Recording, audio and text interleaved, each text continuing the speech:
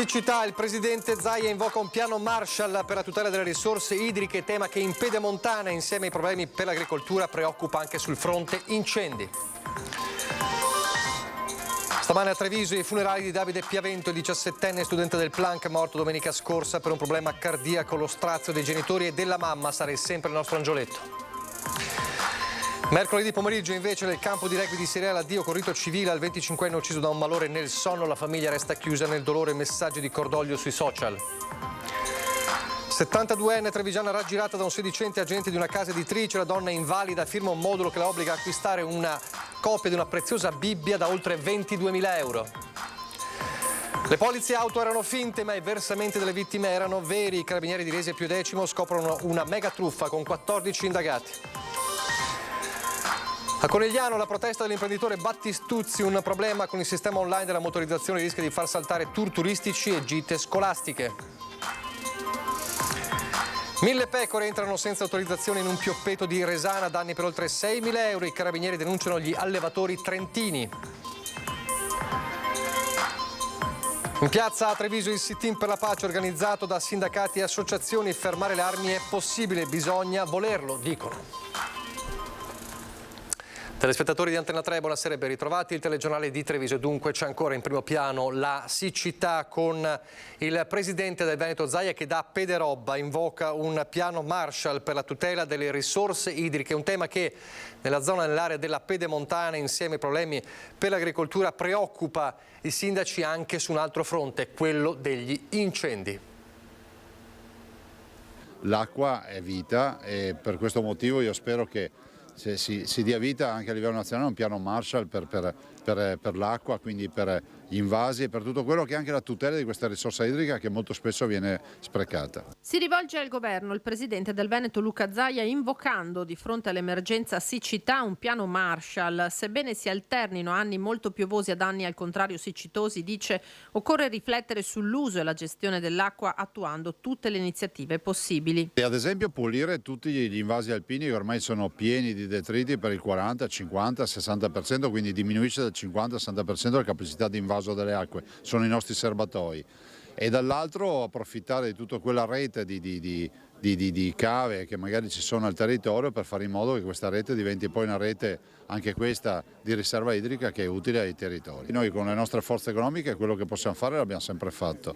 Ovviamente qui ci vuole una nuova visione anche alla luce del fatto che l'acqua arriverà, la pioggia arriverà, però è innegabile che ci sia anche un cambiamento climatico, per cui per far fronte a questo delta rispetto al passato, questa differenza rispetto al passato è giusto. Si mettono le basi per una strategia a livello nazionale. Siamo in un momento veramente difficile da questo punto di vista, se non drammatico, perché la siccità porta delle difficoltà sia per quel che riguarda il consumo umano e animale e per la coltivazione, ma soprattutto anche per quel che riguarda gli incendi che ha interessato il Monfenera nel nostro territorio, però come potete vedere anche nelle grave del Piave è pericoloso qualsiasi tipo di accensione di fuochi e quant'altro. La regione in queste ore ha però revocato lo stato di grave pericolosità per gli incendi boschivi dichiarato 2 settimane fa, spingendo i primi cittadini, come ha già fatto proprio Pederobba, a dotarsi di ordinanze proprie per vietare l'accensione di fuochi all'aperto nel territorio. Questo è un grossissimo problema, certamente non si risolve dalla sera alla mattina, ma con una serie di azioni che devono proseguire. A Valdobbiadene abbiamo sottoscritto circa un mese fa un protocollo d'intesa, un impegno a sviluppare progetti con dei fondi che possono essere anche disponibili per realizzare dei micro invasi, piccolissimi invasi di acqua piovana che possa essere utile per l'agricoltura. È indubbio che tutti dovremo fare delle ordinanze, ci aspettiamo naturalmente che dalle autorità maggiori ci venga detto qualcosa.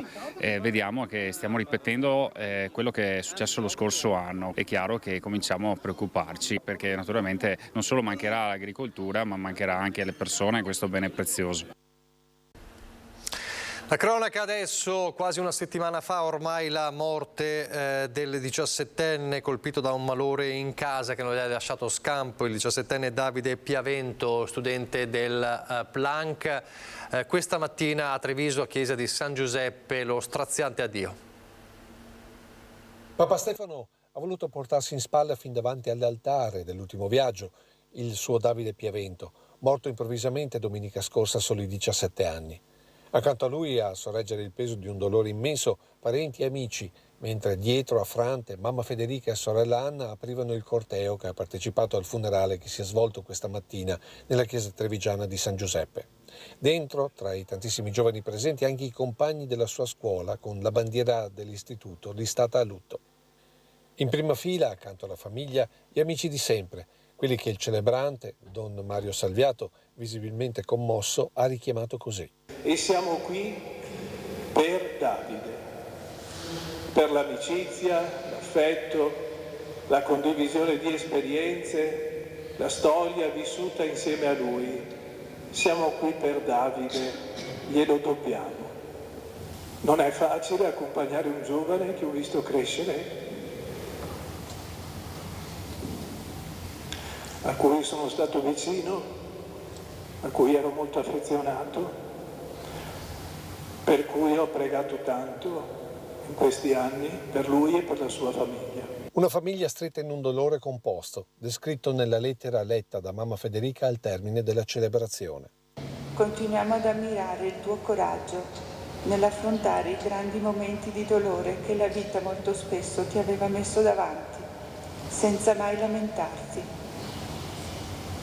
Anche la tua giovinezza ci è di esempio, perché ci ha insegnato ad affrontare la malattia e le prove molto difficili, facendoci capire quanto sei forte. Avevi tanti progetti e noi eravamo pronti ad assecondarti e a sostenerti per realizzarli. Ora il nostro futuro non sarà più lo stesso senza di te. Ci è stato affidato un angelo da accudire e far crescere. E tu sarai per sempre il nostro angioletto Davide. Ti vogliamo bene per sempre.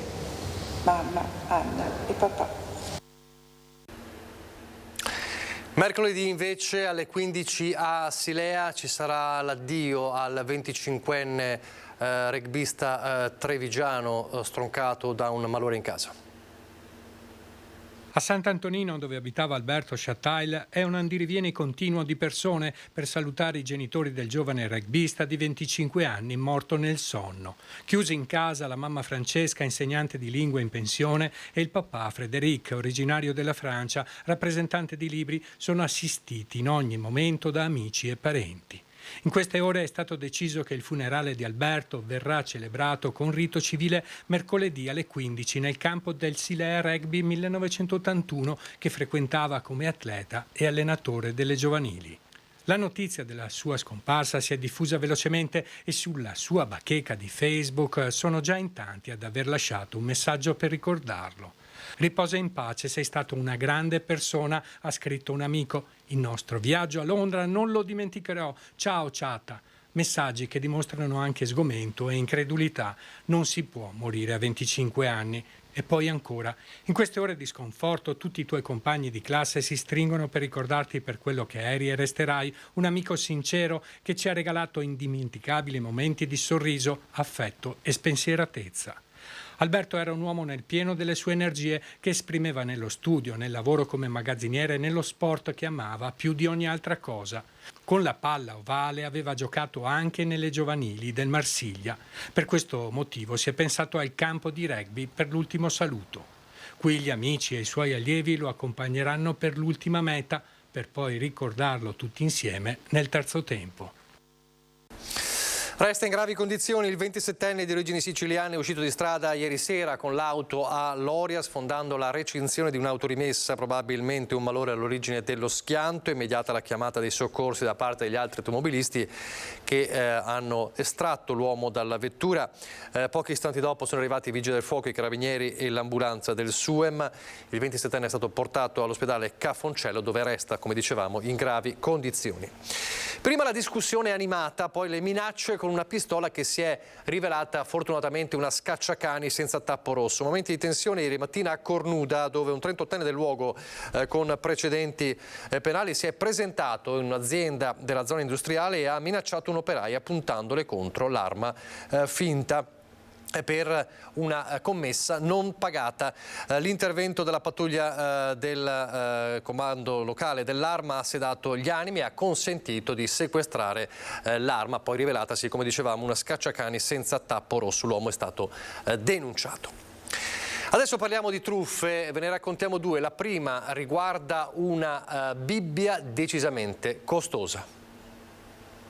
Doveva essere un contratto pro forma, siglato in teoria non per acquistare qualcosa, ma al contrario per vendere dei libri e degli oggetti comprati in anni passati ad una nota casa editrice. Alla fine invece un'anziana invalida di 72 anni, residente a Treviso, ha scoperto suo malgrado di aver firmato i moduli per l'acquisto di una preziosissima Bibbia, la Bibbia d'Angiò, una copia a dire il vero, visto che l'originale è un manoscritto di inestimabile valore, custodito in Belgio. Un facsimile venduto però ad un costo non proprio irrisorio, 22.500 euro. Alla luce di ciò ha stipulato anche un finanziamento e notizia di queste ore gli hanno già prelevato un acconto di 500 euro. L'anziana si era rivolta alla casa editrice per vendere quello che aveva acquistato in passato, si è vista invece arrivare in casa un venditore che con tanto di cartellino ha invitato la pensionata a firmare alcuni moduli che di fatto erano un contratto per l'acquisto del prezioso testo.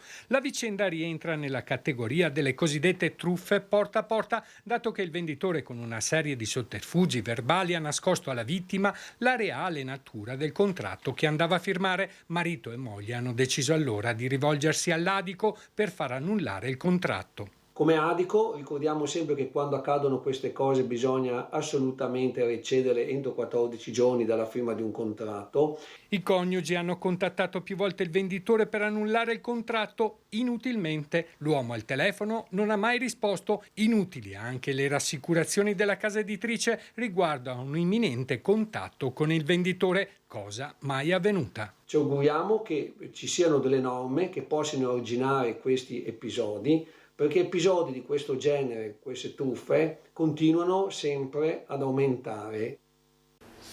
Aumentano, continuano, ci sono anche le classiche finte polizze auto. I carabinieri a Riese Pio X non ne scoprono una e poi a questa, legata a questo, tantissime altre truffe. L'offerta era più che vantaggiosa, polizze RCA da sottoscrivere a prezzi stracciati. L'aggancio, come sempre, via telefono, l'eloquio forbito e a prova di dubbi e le inevitabili vittime, ben 16 e in tutta Italia, compresa la marca trevigiana. Ma qui i truffatori hanno trovato i carabinieri. Nell'area castellana le truffe sono un fenomeno quasi quotidiano e i militari dell'Arma hanno una certa esperienza nel settore. L'indagine sul caso di un 34enne di Riese Pio X ha permesso di portare alla luce la mega truffa con 14 indagati.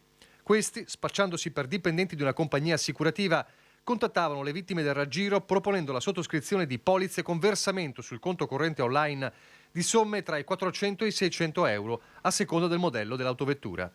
Incassato il versamento, inviavano una falsa documentazione attestante la copertura assicurativa che le vittime ignare custodivano nelle loro autovetture, pronte per essere esibite in caso di controlli da parte delle forze dell'ordine. Quando il 34enne di Riese ha innocentemente mostrato il documento durante un controllo ordinario, è emersa la storia. Le indagini hanno portato a un 37enne di Napoli e da qui si è arrivati ad altre 15 truffe messe in atto dal dicembre 2021 al febbraio 2023 con lo stesso sistema in varie parti del territorio nazionale. Coinvolti altri 13 soggetti che nei mesi si erano intascati in tutto oltre 10.000 euro. Cambiamo argomento, l'abbiamo raccontato anche nella nostra prima edizione in diretta, parliamo di corriere bloccate per colpa di un click, storia di ordinaria burocrazia, in questo caso digitale, la protesta dell'imprenditore Battistuzzi a Conegliano. Corriere ferme nei capannoni di Adriano Battistuzzi, uno dei volti del trasporto persone del Vittoriese.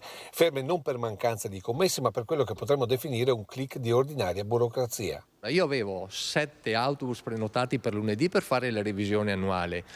Nel frattempo mi è arrivata una commessa per partire per Praga lunedì, quindi ho chiesto la motorizzazione di anticiparmelo a venerdì. L'ingegner Materasso si è dato da fare con mani e piedi per riuscire a entrare nel sistema. Non è stato possibile, quindi io lunedì dovrò far saltare qualche servizio per riuscire a partire per Praga con un altro, ma penalizzando un altro viaggio in sostanza. Tutto questo per un click. perché noi avevamo già fatto la prova, la simulazione e tutto, il sistema non ti consente di entrare. Una situazione quantomeno singolare nell'epoca dinamica del digitale e dell'intelligenza artificiale, soprattutto considerando che per le auto questo non potrebbe mai accadere, visto che lo Stato ha delegato ai meccanici la revisione.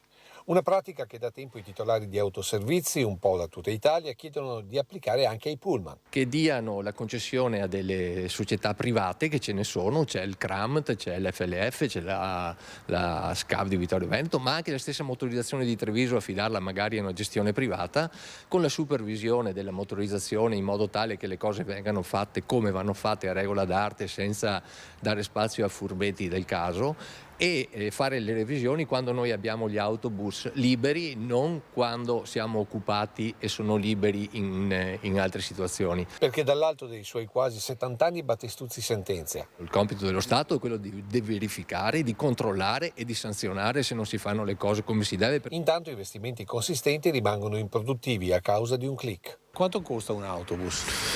Oddio, questi siamo sull'ordine dei 300.000, 350 più IVA, quello lì parliamo di 600.000 euro più IVA, quindi sono autobus che hanno anche dei costi notevoli, quindi hanno la necessità di stare fuori, ma a questo dobbiamo sommare che se teniamo fermo un autobus, teniamo fermo anche una persona, un autista, del personale. Torniamo a Treviso e parliamo del bando per le case ATER, la proroga di 15 giorni del termine della scadenza del bando per dare la possibilità di partecipare anche a chi non ha ancora aggiornato l'ISEE. Intanto sono già oltre 600 le domande protocollate. Nuovo bando per le case popolari a Treviso, continua la polemica con tanto di esposto al prefetto per chiedere una proroga del termine della scadenza fissato a fine mese. Il presidente dell'ATER di Treviso, Mauro D'Alzilio, stamane ha interpellato l'amministrazione comunale. Sembrerebbe ci sia questa volontà, quindi io lascio a loro la decisione di prorogare per quelli che sono i 15 giorni possibili previsti per la legge. Però questa proroga non potrà più vedere come attore ATER, perché noi non abbiamo più la possibilità, perché noi avevamo fatto delle assunzioni a tempo determinato, avevamo una programmazione per quello che c'era stato dato l'incarico. Il termine potrebbe dunque essere prorogato di 2 settimane, così da consentire a chi non l'avesse ancora fatto di aggiornare l'ISEE per presentare la domanda. Ad oggi ne sono state protocollate oltre 600, grosso modo il numero di richieste che era stato preventivato. Ad oggi, se la volontà del Comune sarà questa, la palla tornerà al Comune, il quale con i propri uffici cercherà di dare risposta a forse una decina di domande, perché di più di quelle non penso ce ne siano. Nel frattempo l'ATER è alle prese con le novità sul superbonus introdotte dall'ultimo decreto del governo, che di fatto blocca nuove riqualificazioni oltre alle 100 già effettuate, che hanno coperto tutta la capienza fiscale dell'ente. Con le altre aziende venete Federcasa, ATER sta facendo pressione al governo affinché ci siano delle modifiche che consentano di effettuare i lavori quanto mai necessari in abitazioni datate ed energivore. Se ci danno la possibilità, noi magari possiamo avere uno spiraglio di intervenire anche in questi edifici, ma con questo decreto ci hanno chiuso la porta in faccia. Intanto la CGIA di Mestre ha analizzato la sforbiciata dei conti correnti dei veneti causa inflazione in questi ultimi 2 anni e sono cifre da capogiro. Con i depositi bancari remunerati a tasso zero, per cui il loro valore reale è diminuito in misura pari all'impennata dell'inflazione, il costo per le famiglie venete sarà di oltre 7.200 euro. Nel biennio 2022-2023 i conti correnti dei veneti subiranno una sforbiciata da 15 miliardi e 100 milioni di euro. È il conto salato di un periodo contraddistinto da un'inflazione che nel nostro paese non si vedeva da decenni. Un fenomeno che, secondo i calcoli della CGIA di Mestre, costerà mediamente 7.253 euro ad ogni famiglia veneta. Paolo Zabeo, coordinatore dell'ufficio studi, traccia un parallelo col prelievo straordinario del 6 per 1000 sui conti correnti che fu applicato nel luglio 92 dal governo Amato per permettere alla lira di restare agganciata al sistema monetario europeo. Un importo che oggi varrebbe 5,3 miliardi di euro, niente rispetto a quanto sta accadendo oggi. Una patrimoniale 31 volte superiore al prelievo sui conti correnti introdotto nel 1992 dal governo Amato. È urgente intervenire subito. La perdita di potere d'acquisto sta impoverendo tutti, in particolar modo i ceti medio-bassi. A livello territoriale, il costo medio più salato è per le famiglie residenti a Treviso, con un prelievo medio di 7.948 euro. Padova e Verona sono poco sopra i 7.500. Venezia è penultima in Veneto, prima di Rovigo, con 6.143 euro a famiglia. Una notizia davvero curiosa, un gregge di oltre 1.000 pecore che è entrato indebitamente e abusivamente in un pioppeto nella zona di Resana, causando danni alle colture per circa 6.000 euro. Il proprietario del fondo ha fatto intervenire i carabinieri. Lo sconfinamento si è registrato a Resana nel gennaio scorso. Il gregge era condotto da 2 allevatori residenti in provincia di Trento, che oggi sono stati individuati dai militari e denunciati. Nei loro confronti sono stati ipotizzati reati di introduzione di animali in fondo altrui e di pascolo abusivo. Pochissimi istanti di pubblicità, poi torneremo a Treviso per parlare di pace.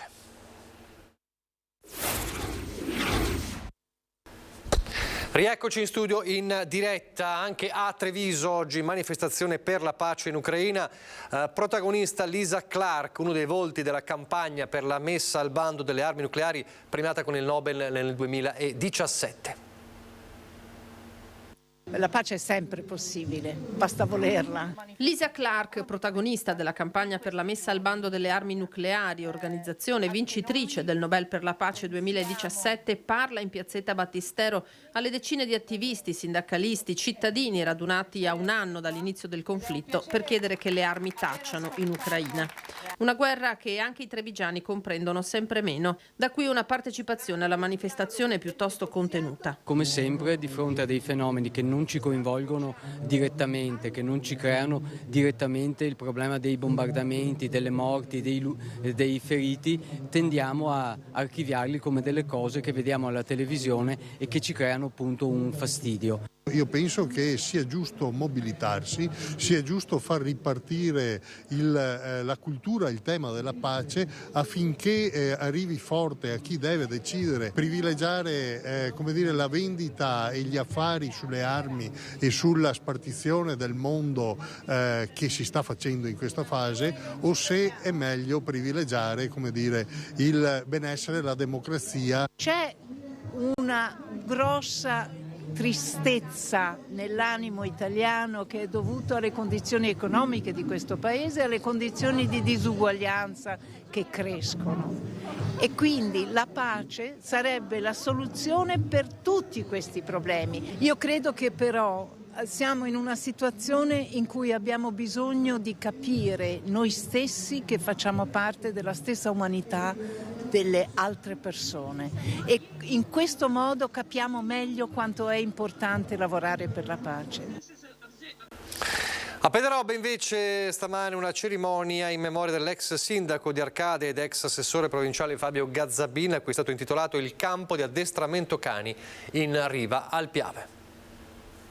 Ringrazio a nome mio e delle mie ragazze di questo. Fabio sicuramente sarebbe stato molto felice di tutti voi, come vi voleva bene, come ha detto Luca. Che dire, grazie ancora per il vostro impegno e per questa memoria che avete fatto. Porterà d'ora in poi il nome di Fabio Gazzabini, il campo di addestramento cani lungo le grave del Piave a Pederobba, un luogo che proprio Gazzabin, da assessore provinciale alla caccia, aveva contribuito ad attivare. E io sono convinto che Fabio verrà ricordato in molte altre occasioni in giro per il Veneto. Per Fabio c'è un sacco di gente che vuole ringraziarlo, però è giusto, penso che le cose non nascano a caso, è giusto che si parta da qui, perché per lui voi eravate una famiglia. In quell'area in cui i cacciatori o semplici appassionati di cani da marzo ad agosto addestrano i loro animali, si sono ritrovati gli amici e i collaboratori di una vita dell'ex sindaco di Arcade, morto a ottobre scorso. Fabio Gazzabin, quando era l'assessore provinciale alla caccia a Treviso, è lui che ha fatto nascere e ha creato questo campo. L'unico campo addestramento cani per segugi in regione Veneto.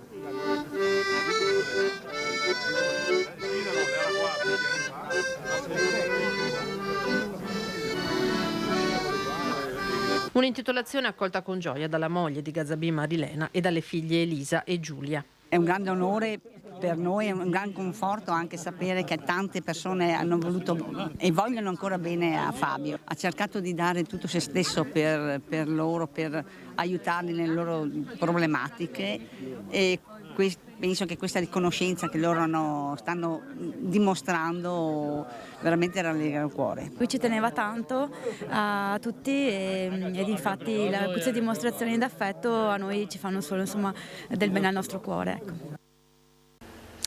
Adesso andiamo nel bellunese.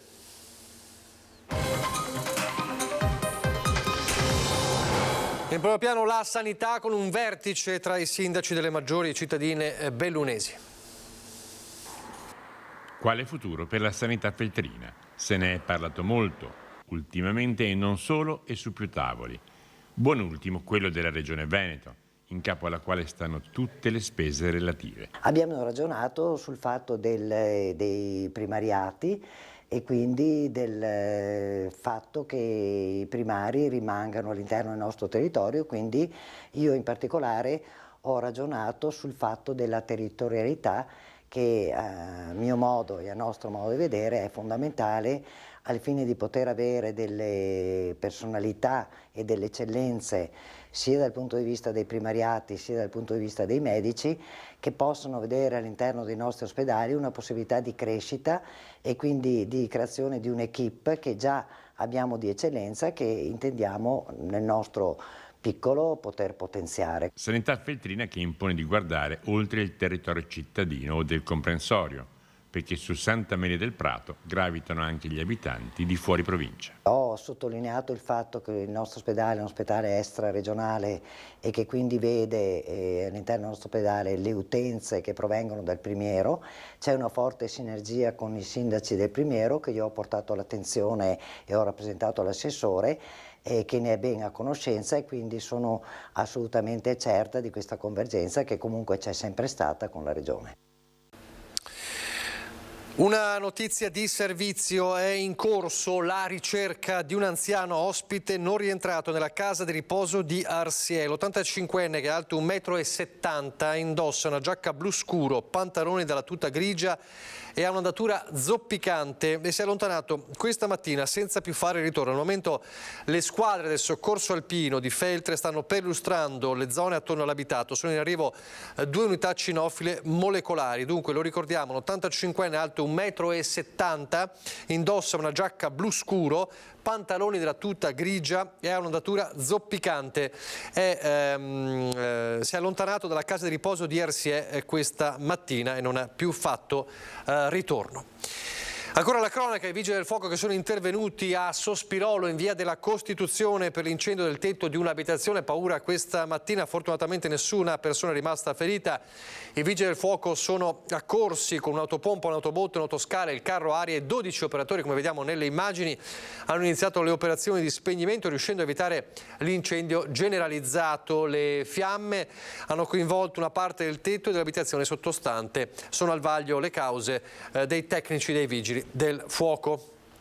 Adesso a Belluno invece, con la protesta, con la manifestazione della Federazione Italiana Ambiente e Bicicletta che ha presidiato l'accesso al Ponte degli Alpini.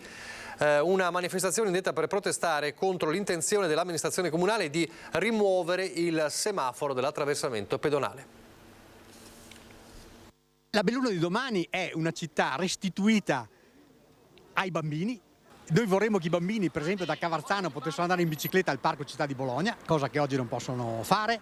È una Belluno turistica e una città che sia facile per chi va a piedi e facile per chi va in bicicletta. Una città verde, sostenibile e sicura. A richiederlo a gran voce è la FIAB Belluno, che stamane ha presidiato il semaforo per l'attraversamento pedonale in ingresso al Ponte degli Alpini, dopo che l'amministrazione ha reso nota l'intenzione di volerlo rimuovere per velocizzare il flusso di traffico in ingresso al capoluogo. Il semaforo del Ponte degli Alpini è il collegamento tra il quartiere di Cavarzano, che è uno o forse il più popoloso quartiere di Belluno, e il centro città. Questo semaforo pedonale è assolutamente essenziale. Una decisione che lascia perplessi in molti e che obbligherebbe pedoni e ciclisti a servirsi del sottopasso situato sul versante della Cerva. Quel sottopasso ha una pendenza notevole, tanto che c'è un cartello con su scritto biciclette a mano, per cui immaginiamo che persone che abbiano delle difficoltà motorie o delle disabilità trovino impossibile utilizzare il sottopasso. La FIAB parallelamente intende riproporre all'amministrazione la congiunzione delle piste ciclopedonali già esistenti ma attualmente segmentate, per realizzare così la bicipolitana, un tessuto di arterie ciclabili che permetta a pedoni e ciclisti di muoversi in maniera salutare e soprattutto in sicurezza. Ed è per questo che abbiamo iniziato una campagna Scrivi una cartolina al sindaco, proprio per rilanciare la bicipolitana di Belluno, e quindi chiediamo ai passanti, sia pedoni che ciclisti, di sottoscrivere questa cartolina in modo tale che l'amministrazione riprenda in considerazione il progetto. Di nuovo la cronaca, stamane alle 9 il soccorso alpino di Longarone è stato allertato dalla centrale del 118 per un uomo colto da improvviso malore mentre con la compagna stava risalendo il sentiero che conduce alla chiesetta di Sant'Andrea. Un primo soccorritore partito da Ponte delle Alpi ha raggiunto la coppia per dare indicazione alla squadra in arrivo insieme a un infermiere della stazione e altri soccorritori di Belluno. Prestate le prime cure, l'uomo è stato imbarellato e trasportato per una quarantina di minuti fino alla strada per poi essere affidato all'ambulanza. La politica alla vigilia delle elezioni primarie del Partito Democratico anche a Belluno, lo ricordiamo, si vota domani dalle 8 del mattino alle 20 di sera, 18 seggi in tutta la provincia e una pattuglia di volontari per garantire l'esercizio di voto. Ieri sera il neosegretario provinciale Alessandro Del Bianco ha riunito l'Assemblea. Una nuova e giovane segreteria per il PD provinciale l'ha presentata ieri sera all'Assemblea il neosegretario eletto Alessandro Del Bianco, 31 anni, già assessore alla cultura e vice sindaco di Feltre. L'idea è quella di proporre una segreteria molto giovane con competenze specifiche. Diciamo che rispetto al passato ci sarà un cambio proprio anche nella composizione della segreteria, nel senso che la segreteria sarà tematica. Il ruolo del partito oggi è cambiato a livello nazionale così come a livello locale. I Dem sono la prima forza di opposizione. Il nostro nuovo ruolo sarà quello di costruire un'alternativa e costruire una prospettiva diversa anche sul piano a tutti gli effetti provinciale. Domani nei 18 seggi predisposti in provincia si voterà per le elezioni primarie, schierata una pattuglia di volontari per garantire l'esercizio del diritto di voto a chi dovrà scegliere il segretario o segretaria nazionale del PD. Chiunque sarà fra Elly Schlein e Stefano Bonaccini, ci sarà da lavorare soprattutto nei territori. Pensiamo per esempio al tema climatico. Un tema evidentemente importante in generale, ma ancora di più per la provincia di Belluno. Quando si dice aumento di 3 gradi significa di fatto ridurre tutto il tema dell'idroelettrico, significa ripensare tutto l'impianto sciistico invernale, che evidentemente per Belluno sono 2 temi a dir poco fondamentali. La Giunta Comunale di Ponte nelle Alpi ha deciso di dedicare la struttura polifunzionale di Quantin alla figura di Giovanni Viel, recentemente scomparso, ne abbiamo parlato a lungo, giornalista di altissimo profilo che ha sempre operato per il bene del territorio nella zona, paese d'origine della famiglia, ha presentato tante manifestazioni ed è stato lo speaker del taglio del nastro proprio della struttura polivalente che ora gli verrà intitolata, una cerimonia che si svolgerà nell'estate del 2023. Siamo in chiusura, io vi ricordo però la notizia che abbiamo dato poco fa, e cioè le ricerche di un anziano ospite non rientrato nella casa di riposo di Arsiè, un 85enne che è alto 1,70 m, indossa una giacca blu e blu scuro, pantaloni della tuta grigia e un'andatura zoppicante, che si è allontanato questa mattina senza più fare ritorno. Ovviamente chi riuscisse a avere notizie di questo signore di 85 anni è pregato di contattare ovviamente i carabinieri e le forze dell'ordine. Adesso le previsioni del tempo, grazie per averci seguito, arrivederci.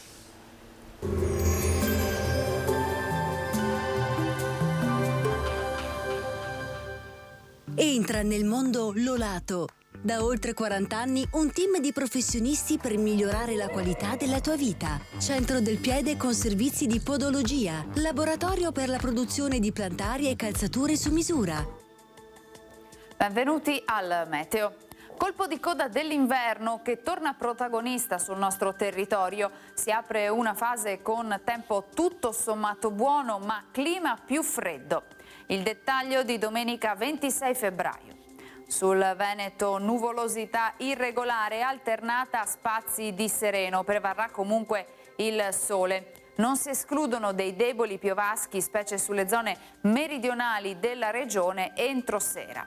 Bora in pianura, su costa e zone limitrofe, limite delle nevicate in abbassamento fino a quote collinari. Temperature in calo, minime tra lo 0 e i 3 gradi, massime tra 7 e 10 gradi. Spostiamoci ora sul Friuli Venezia Giulia. Cielo irregolarmente nuvoloso con vento sostenuto o forte da nord-est su gran parte della regione.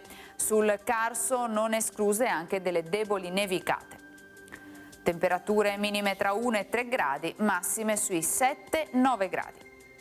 Infine diamo uno sguardo al Trentino Alto Adige, dove è previsto bel tempo con annuvolamenti a tratti e con venti settentrionali moderati o localmente anche forti. Temperature minime intorno a 1 grado, massime sui 6-8 gradi all'incirca. Dal meteo di Antena 3 per ora è tutto, arrivederci al prossimo aggiornamento.